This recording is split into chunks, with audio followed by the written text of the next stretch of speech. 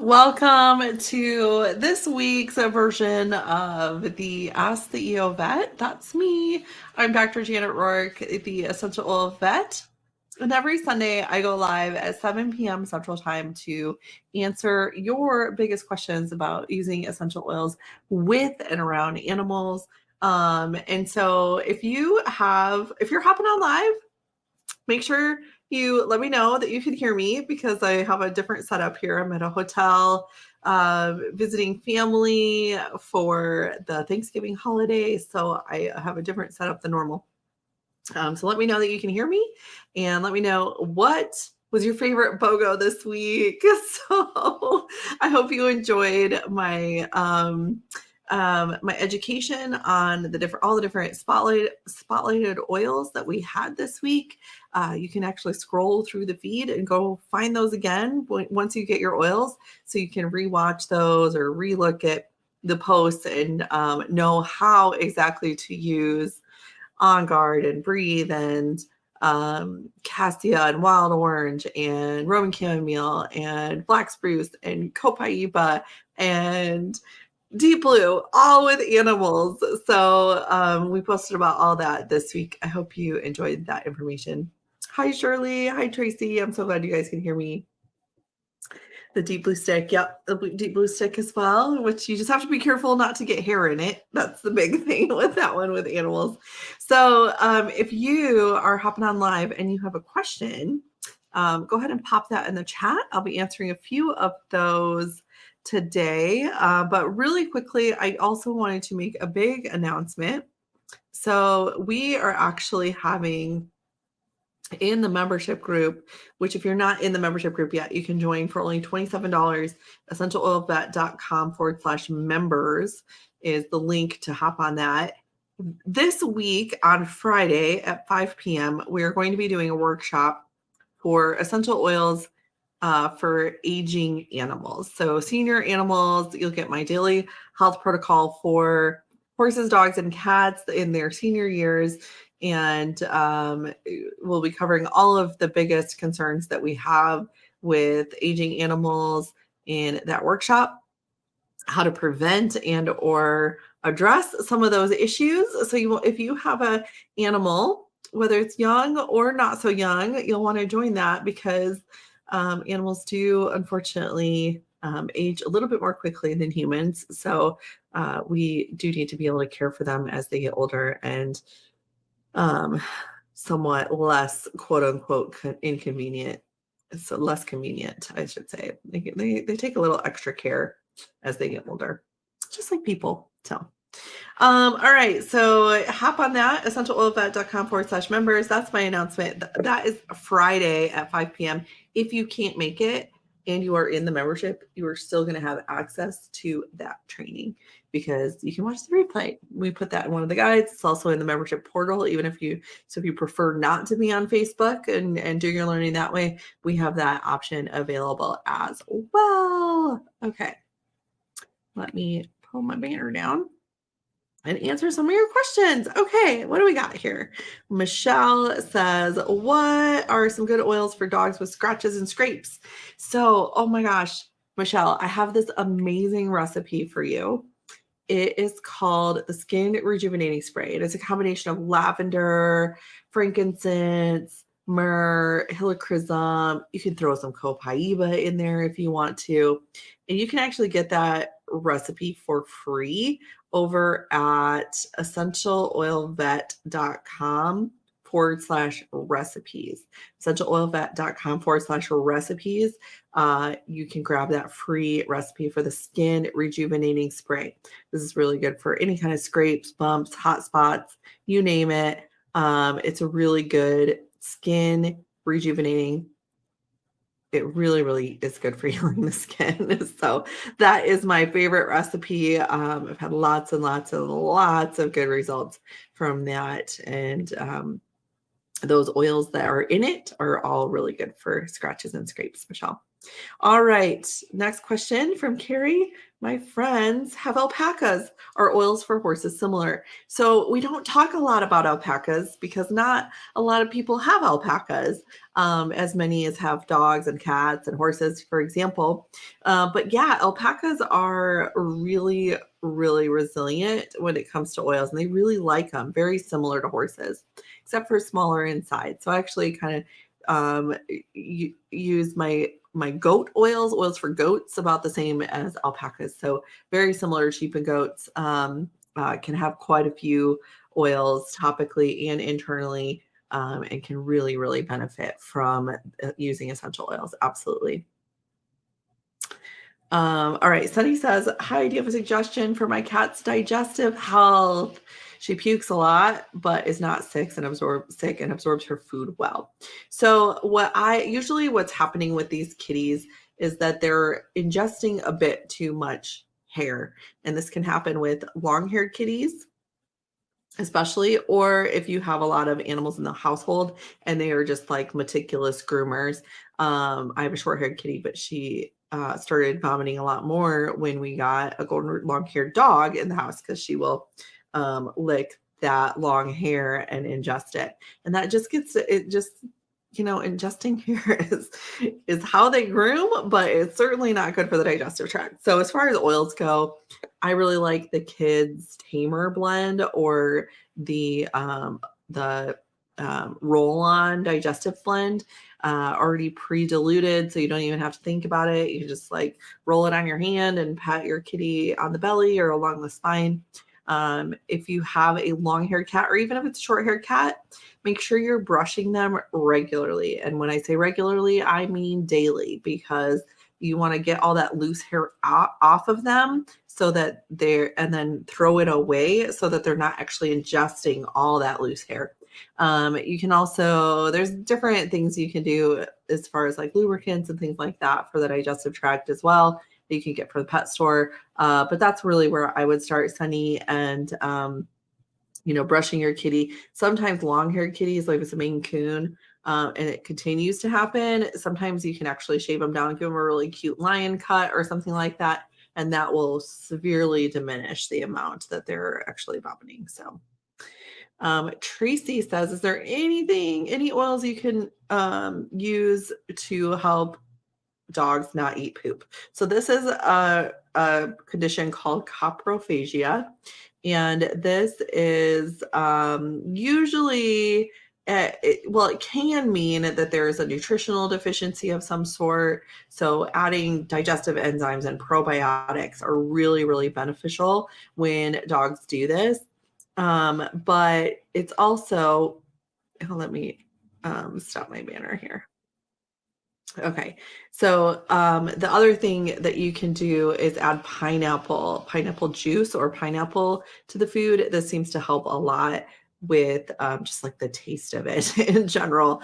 And sometimes you can add a little bit of vetiver. Vetiver, as far as oils go, can be really helpful. Again, those digestive support oils, in addition, can be really helpful. But probiotics and digestive enzymes can be really, really beneficial. Okay. Let's see here.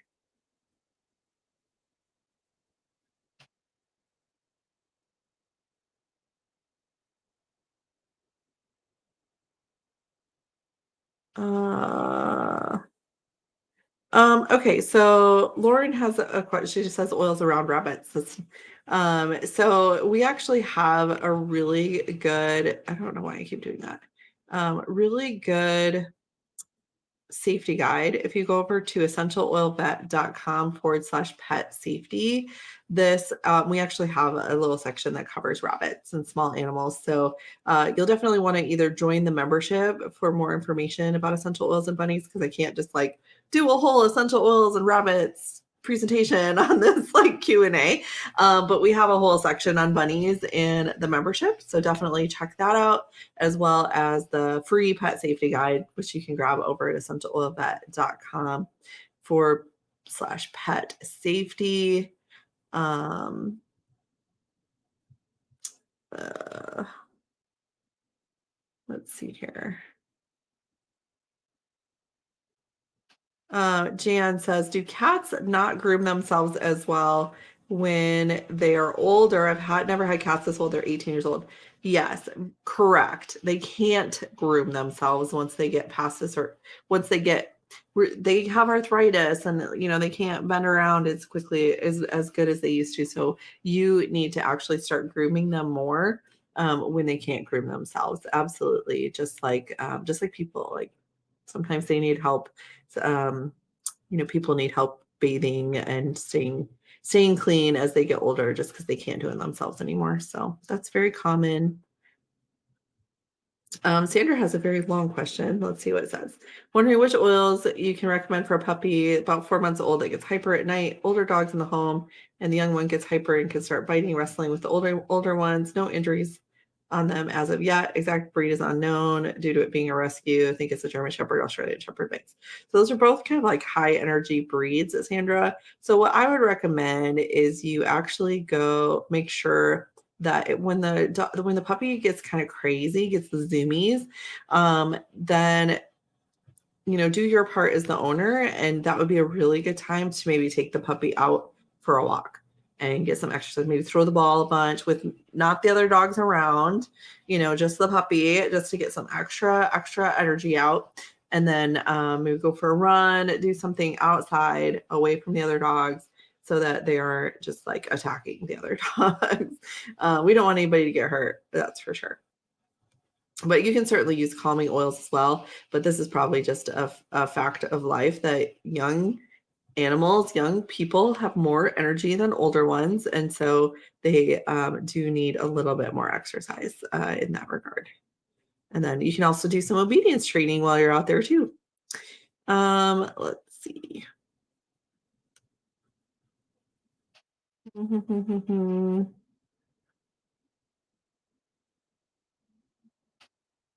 Um, Mon Monique is asking about yeast.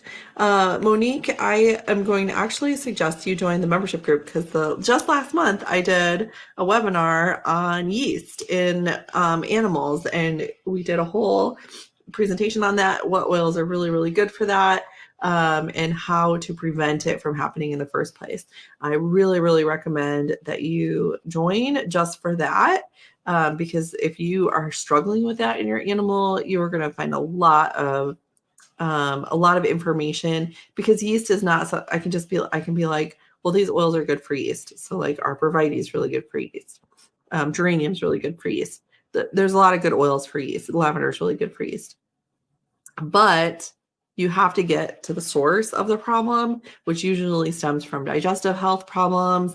You have to start with nutrition and then go from there. So it's really not just like here's a quick fix to prevent yeast in ears. You have to clean out ears regularly. You have to use your oils, yes, but there's other things that you can do. And so watching that webinar in the membership group is really going to help you for sure. Robin King is asking about a good probiotic.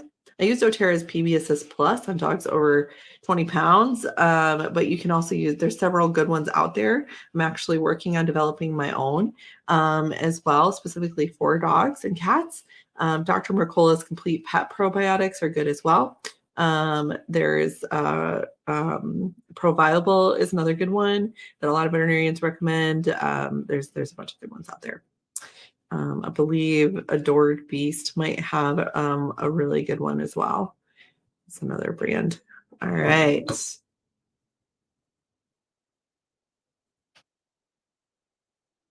And we will do one more question. How about this one? Sunny, another question from Sunny. What about an oil that soothes emotionally or spiritually sensitive cats? So I love this question, because essential oils work on the brain. They work on the limbic system, which are very, very closely associated with emotion and memory. And you can do a lot with just diffusion around these really, really sensitive animals. And you can really affect behavior, because emotion is expressed in animals through behavior. And so what I really like to do, Sunny, is I really like our, there's so many good oils for this. And it kind of depends on what's going on. But cats really like spikenard. And so I'll usually include spikenard for, it's kind of a relaxing, calming, grounding oil.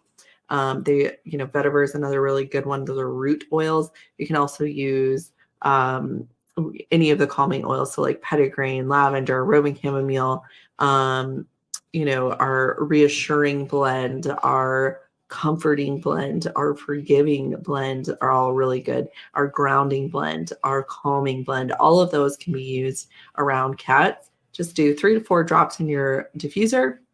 Make sure your diffuser is in a place where your cat can't knock it down. Leave the room door open so they can leave, or have it in an open area. If you have like an open concept home, you don't have to like open a door. if it's a big house and you have a nice open area, that's fine. And really they can really benefit. So I hope that was very helpful for all of you guys. Thank you for sticking with me. I hope you have a wonderful week. It is Thanksgiving week in the United States, and I am so thankful for Essential Oil Vet. I'm so thankful for every single one of you. I'm so thankful for every single one of our members. And I am just really blessed to be able to do this and to be able to help you with your animals all over the world. And I will see you again, hopefully on Friday. Don't forget, we have the aging for essential oils for aging animals on Friday. So hopefully I'll see you in the membership group for that. Otherwise, I'll see you next Sunday, same time, same place. I love y'all. Bye.